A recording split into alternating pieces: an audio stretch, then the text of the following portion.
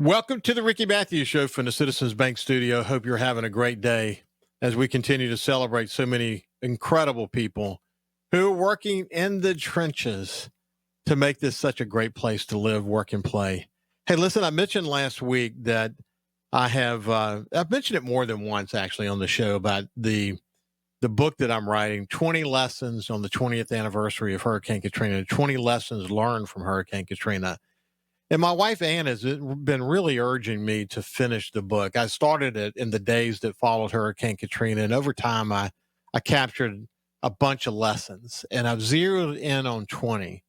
I've got a lot more than that, but I want it to be kind of a short and concise book that captures the essence of what we learned. And I raised an important question about it's not just a disaster that should cause us to think this way. That's the point of the book. And so there are learnings and profound lessons, but there are everyday life sort of inspirations that come from it. And I want to share one of them with you today, and then we're going to move to a guest that is actually mentioned in this lesson.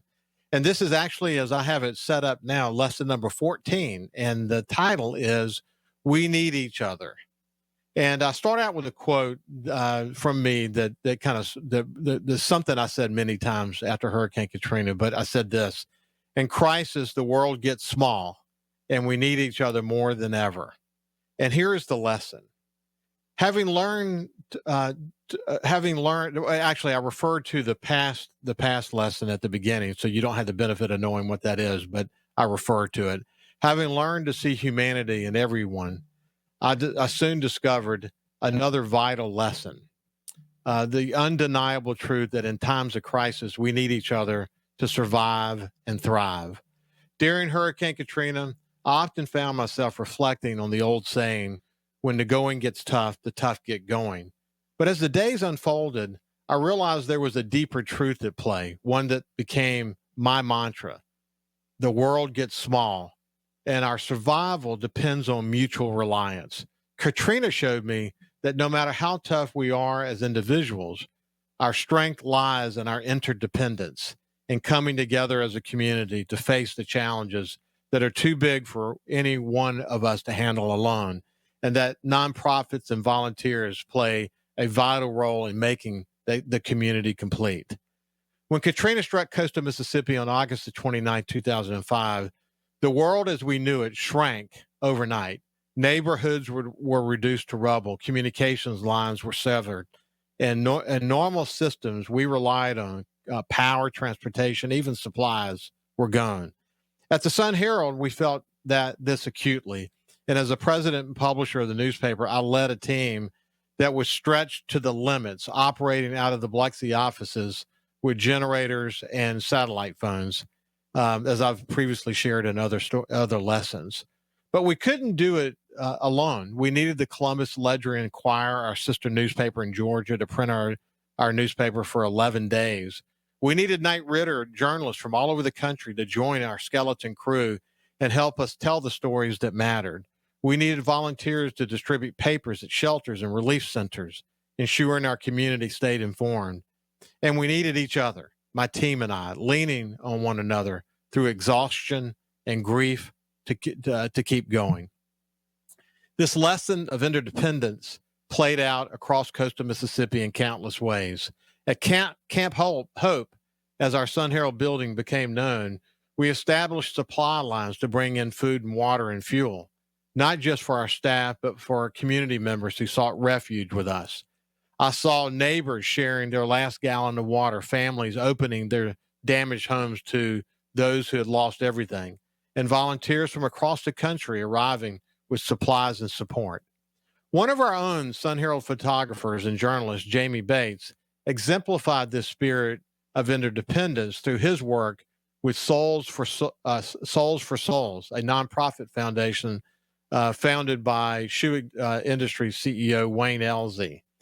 Just days after Katrina, Jamie connected with a volunteer team from North Alabama affiliated with Souls for Souls, who attended a worship service at First Baptist Church at Cross Point Church. I think they were open there temporarily.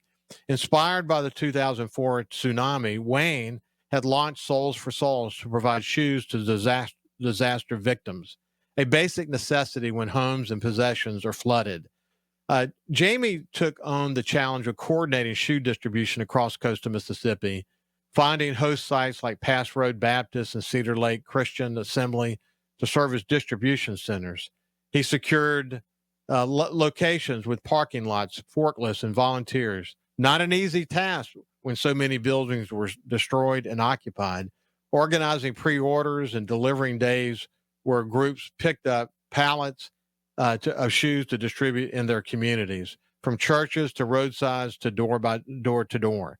Starting with a warehouse in Wadley, Alabama, filled with donated shoes, Jamie's effort quickly saturated the Mississippi and Alabama coast and then expanded into cities like Baton Rouge, Houston, Jackson, Birmingham, Atlanta, Hattiesburg, and Mobile, where displaced survivors and impoverished communities received shoes.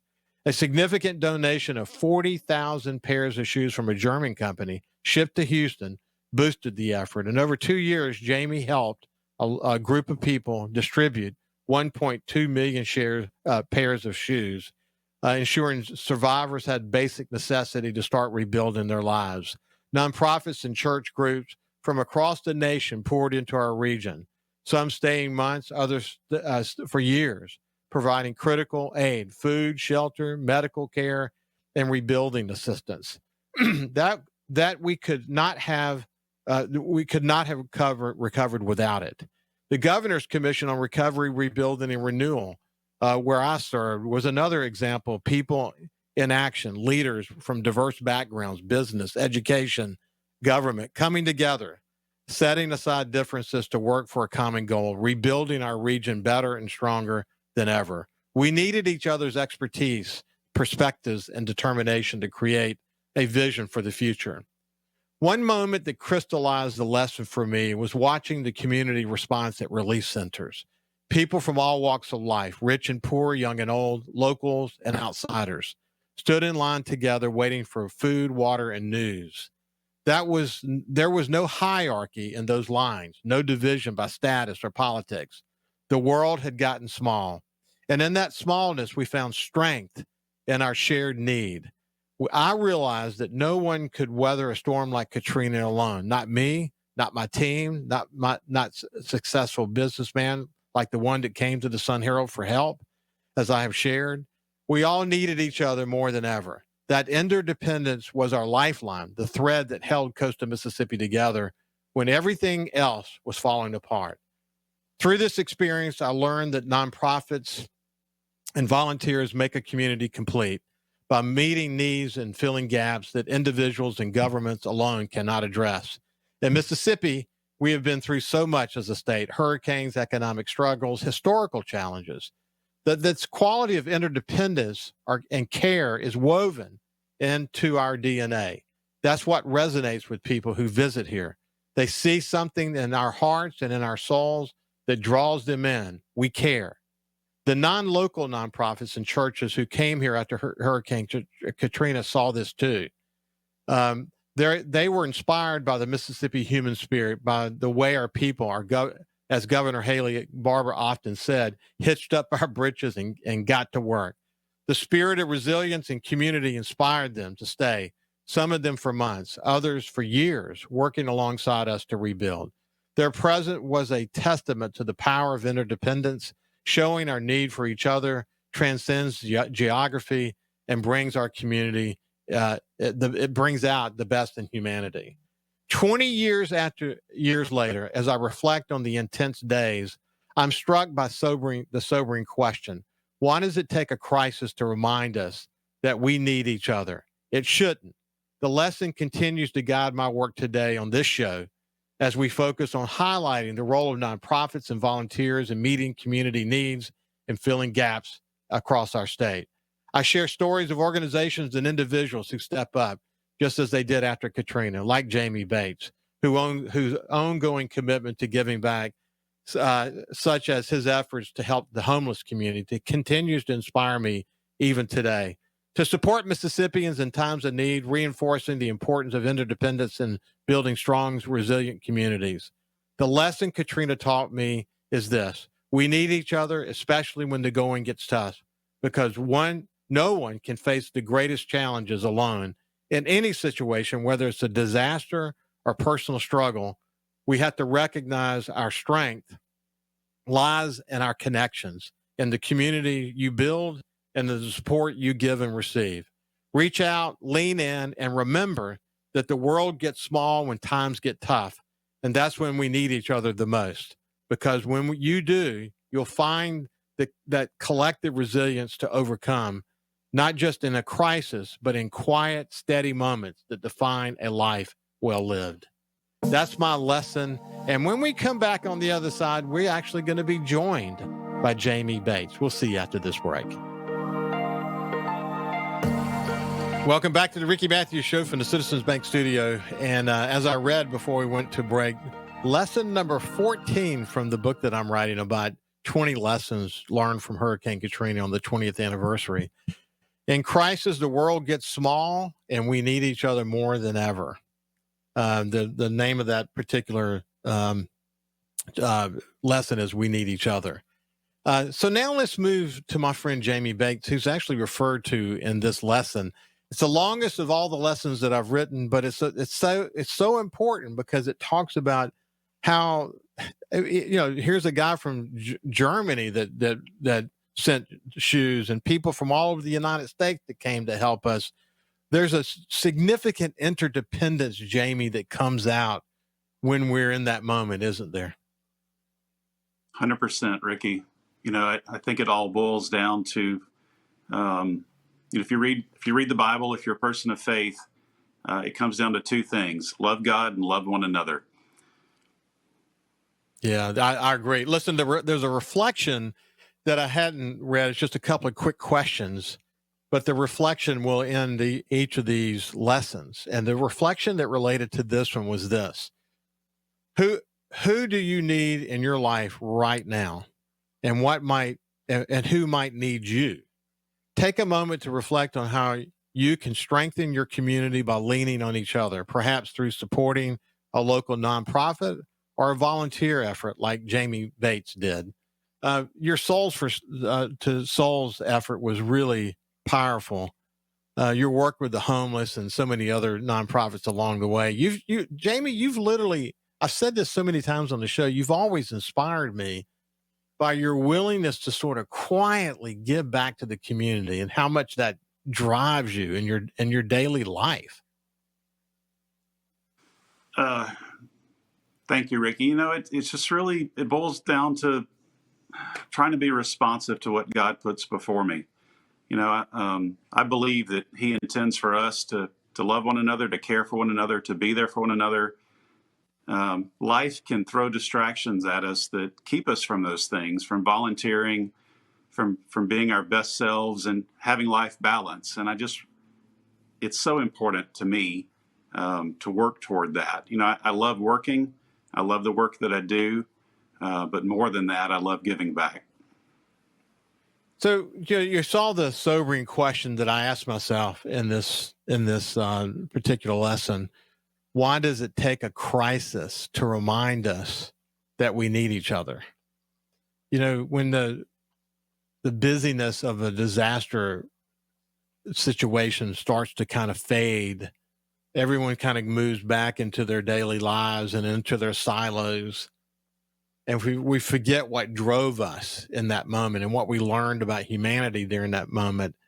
I wish we could somehow put that in a can, and have it on the shelf so people, when they feel like they're beginning to lose it, they can rush and open the can and immediately be reminded of that as some catharsis of feeling. But I know it's just human nature. I get that. But that's one of the things that makes Mississippi, and as I say, what's in our heart and our soul, so powerful. I wish we could not lose that dynamic. Yeah, I don't know what the secret sauce is, but I agree with you completely. But, I think we have to be intentional. If we want life balance, if we want to do meaningful things in our community, we've got to do it with purpose and intention. And we've got to be disciplined in making the effort. You can't say yes to everything, but you shouldn't say no to everything. Yeah. I tell you, what's interesting is the volunteers who I know, not only after Hurricane Katrina, but just the ones that I communicate with here on this show and try to bring attention to their nonprofit or their particular leadership effort that's typically very inspiring, like your efforts.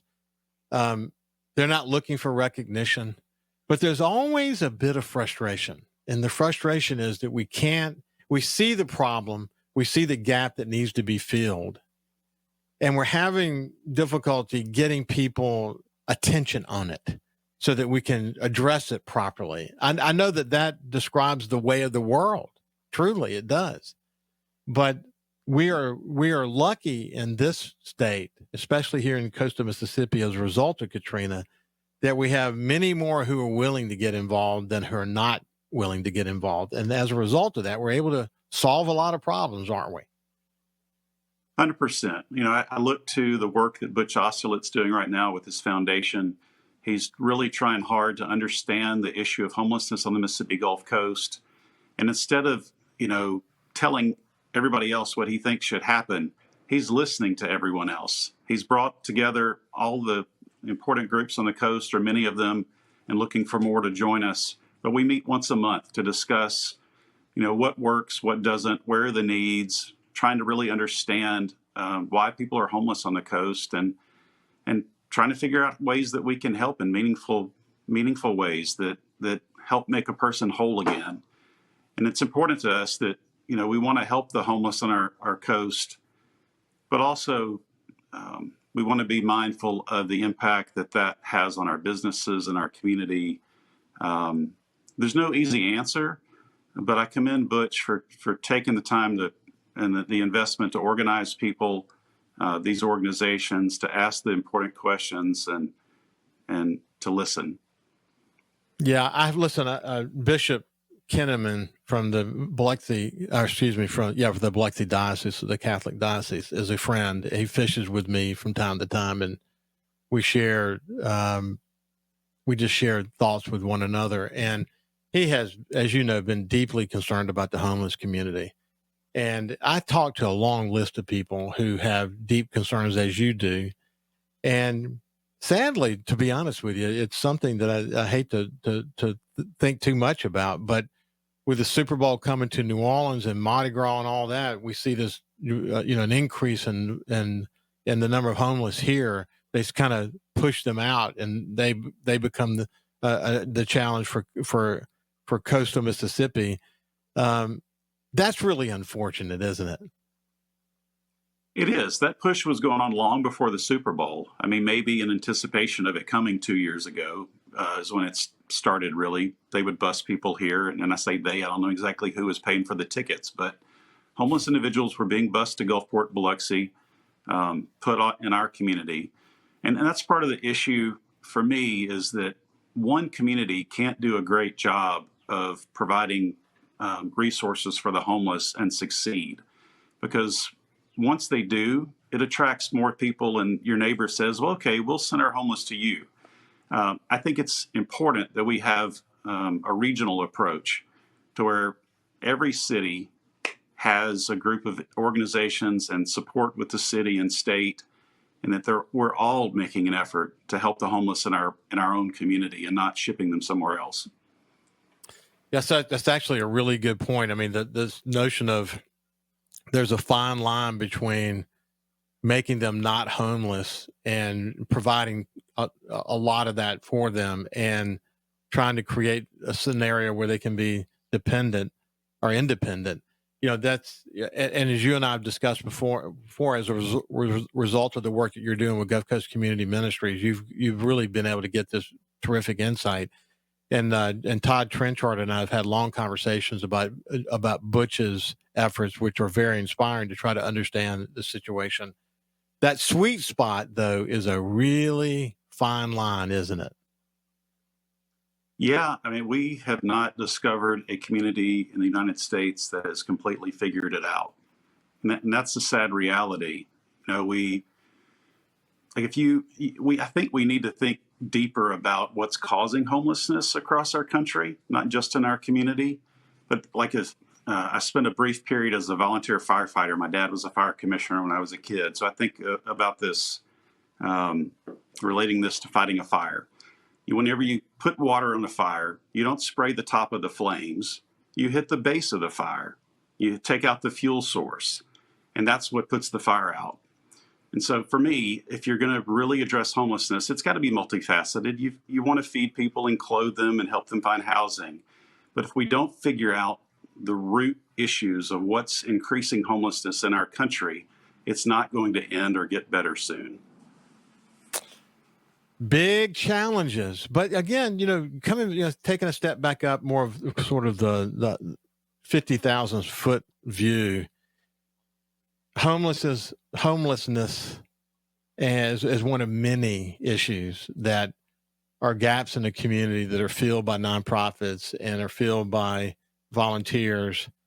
And, when we have a Katrina, when we have a big event, there is a tremendous alignment that comes in the aftermath of something like that, where people come into the forefront. People, I write in another lesson about the story that Haley Barber told about the person with tremendous needs that only took a little bit of maybe water or something and turned all the other provisions away so that they could go give it to someone down a dirt road that needed it more. You see that happening over and over again, this selfless spirit. It's just an amazing thing. When we come back, we're going to continue our conversation with Jamie Bates. I always enjoy spending time with him and talking about what it takes to build a great community. And this piece of it is so important. We'll see you after this break. Welcome back to the Ricky Matthews Show from the Citizens Bank Studio. We're visiting with my friend Jamie Bates, who is a consummate volunteer in the community, someone who's inspired me for many years. He's been a regular on the show.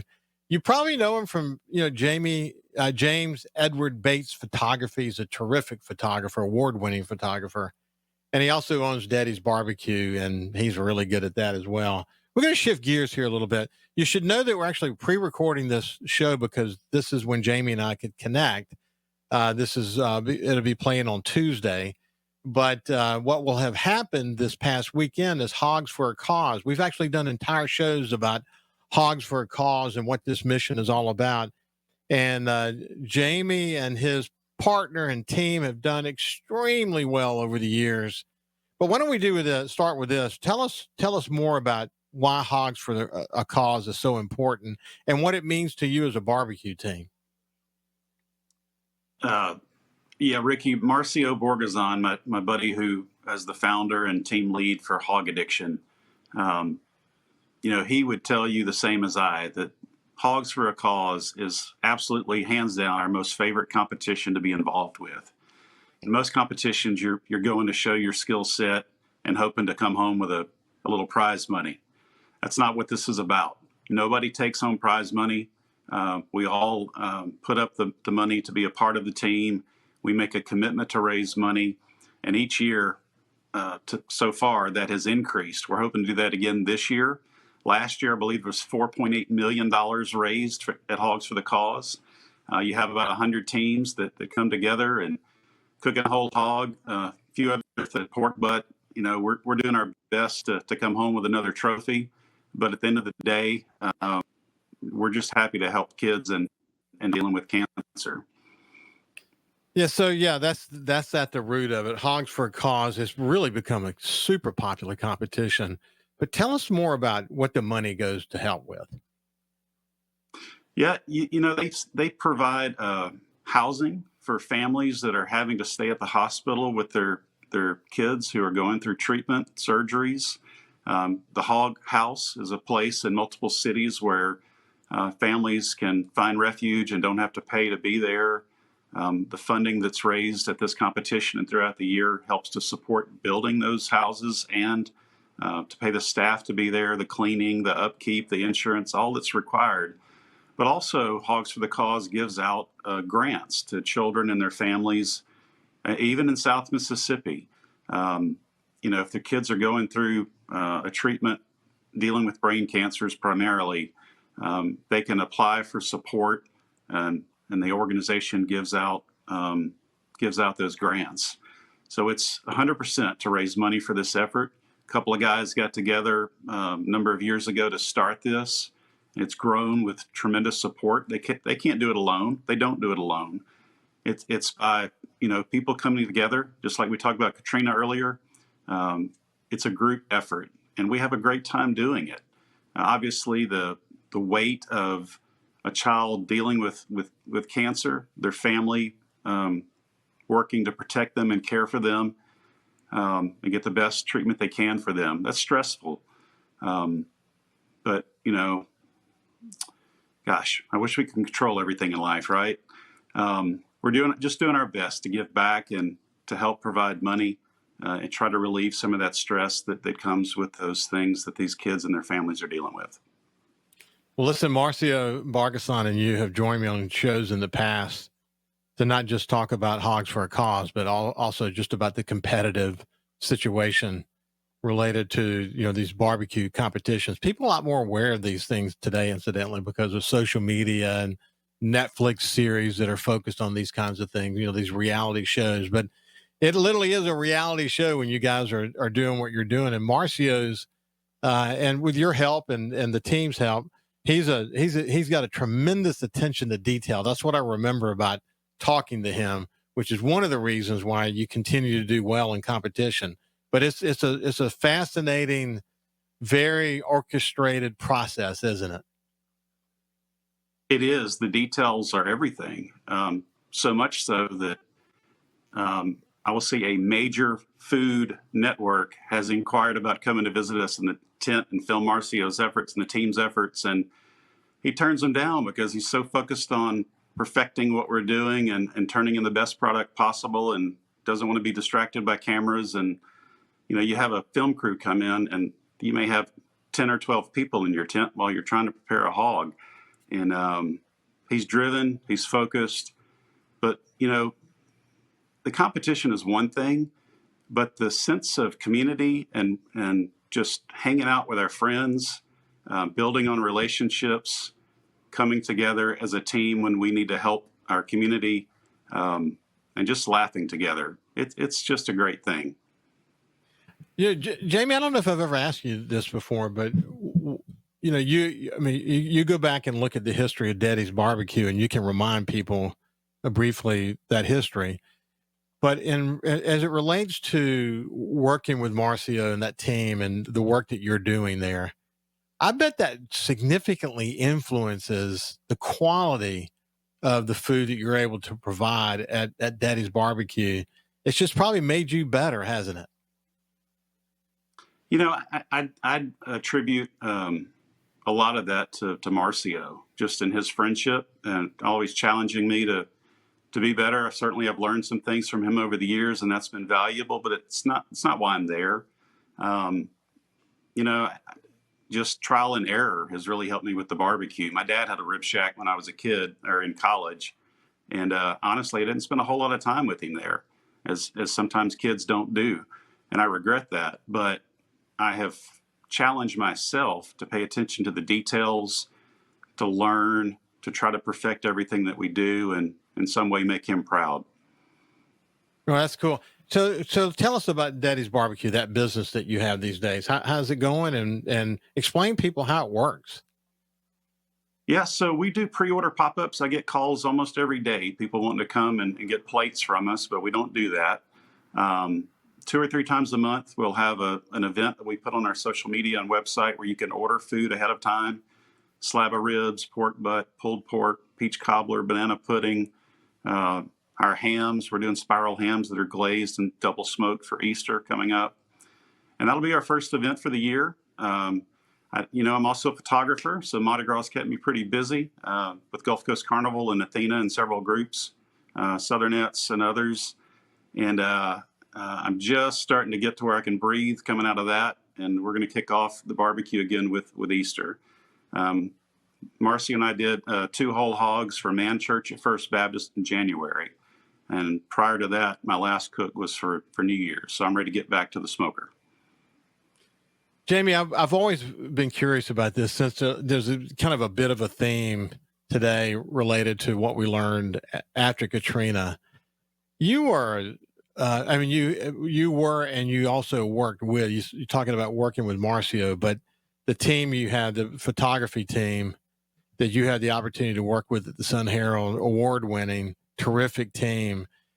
I bet you miss capturing the images that tell the stories of coastal Mississippians.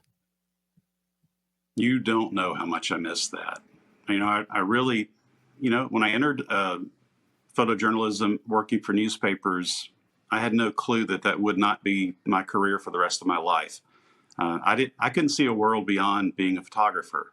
And unfortunately, times change, staffing changes, output changes. And the reality was I needed to find a different path to provide income. But I do dearly miss telling those stories. And that's kind of the perspective that I take when I'm photographing a wedding or Mardi Gras cruise. I'm working to document history. I want to document their moments, their lives, their events, their good times, and try to capture those, as a fly on the wall, so to speak.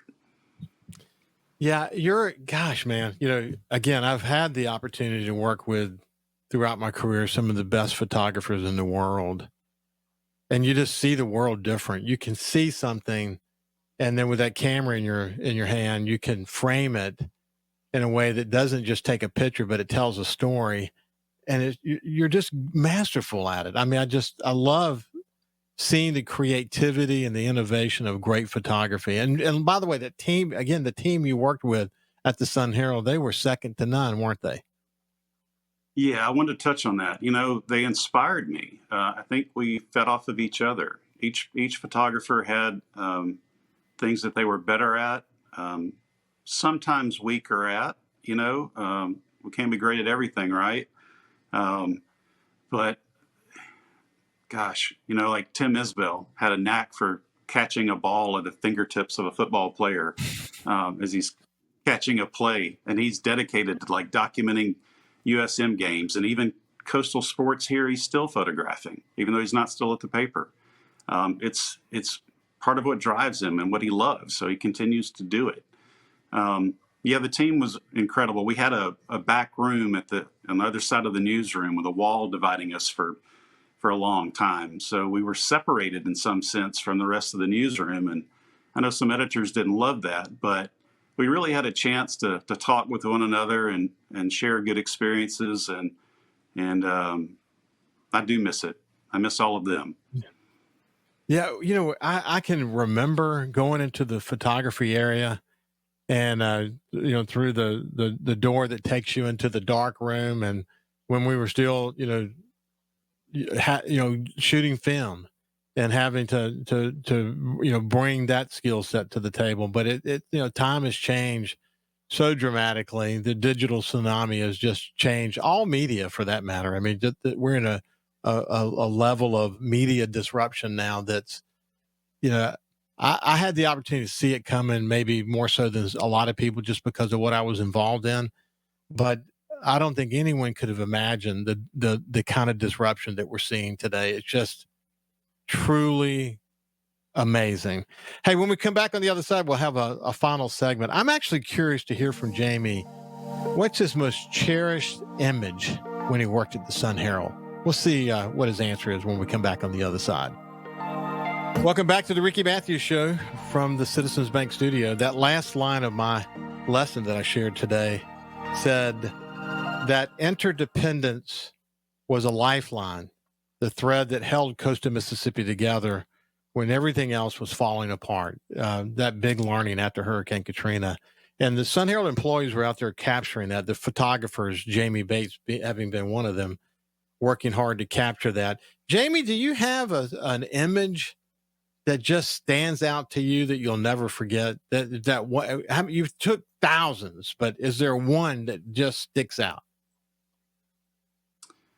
I'm gonna have to break it into three, and I'll keep it short. But one would be the collective effort of flying over the coast the morning after Katrina, the day after Katrina, just understanding the impact of what had happened to us from that view.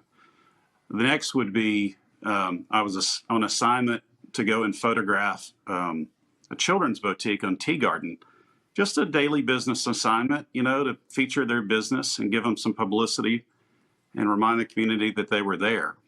And I walk in, and there's this most incredible, beautiful woman in the room. And I was single at the time, and she really got my attention. But the first thing I noticed after her face was the ring on her finger. And I stepped back, took her portrait, and will never forget that day. And as fate would have it, that woman is now my wife, Jamie. And so that is a very special picture, and really the moment of it, more than the photo to me. But if I had to single out one particular image from my time at the Sun Herald, it would be Karate Mama, just off Howard Avenue, cleaning up the flooded property where she had stayed and survived the storm. She had an incredible spirit of just coming back from the ashes, doing what she needed to do to clean up her property one day at a time. Red Cross brought food while I was there. She had an American flag and a bandana on her head, and it was just cleaning up, but her spirit really reminded me and represented the spirit of all the people on the coast that I met who were interested to come back and to stay and to fight, not to flee. You fight or flight, right? You either move, and some people left. I don't hold that against them. We all have to make decisions for what's best for us, but we wouldn't be here today if people didn't stay and fight. And so Karate Mama, Miss Carmen, that's my favorite moment. That's a great story. Do you still have some images from there? You ought to pass me one, and I'll post it or have the team post it at our Facebook page. But there's so many images. What I don't even know the answer to this question, but where did all those images go? That's a good question. I don't want to misspeak for what actually happened because I don't know all the facts in the end there. But like the Katrina aerials, I don't know that they would exist if I hadn't saved them. Servers have been deleted. Hard drives went away. We had a system crash, I think shortly after I left the newspaper, that wiped a lot of content. Just one of the repercussions of the digital age, I guess. And then I think the library was a lot of items. And I actually spoke with the current owner of the building. We're going to be gathering on Sunday to take a last grouped photo of the former employees of the Sun Herald and Gulf Publishing on the front steps of the building before it's torn down. But the owner was able to collect mostly, I think, sports pictures, some historic photos that were left inside. And so he's got them, and I'm trying to help him allow those to be seen and documented and donated somewhere. Yeah, boy, that's the toughest one. Our Camp Hope is going to be raised. Man, that's hard to get your head around. But so is so it is with change. The change has just overwhelmed the media industry, especially newspaper companies across America, and we can lament it, but it is what it is, and it goes. And time rapidly moves forward, and no one waits. The digital tsunami is moving rapidly. Jamie, it's been a pleasure to spend. Yeah. Go ahead, finish your thought. I was just saying we have to make efforts to try to figure out where the truth lies, because AI is changing how events, even like the earthquake that happened this past weekend, fake images are getting millions of views, and people believe it is real content, and that's scary. Yeah, it is very scary, actually. And in my book, one of my chapters, one of the learnings, is the importance of capturing the stories, and the headline for that learning is "Tell the stories that matter." And I do lament a bit the passing of media as we know it today, but really challenging our leaders to not lose sight of the fact that the stories, the local stories that matter are so important that they continue to be told by somebody somewhere. Listen, Jamie, it's been a pleasure to spend some time with you, my friend. As always, Ricky, thank you for having me. You bet. Listen, God bless you, and have a great day, and we'll see you tomorrow.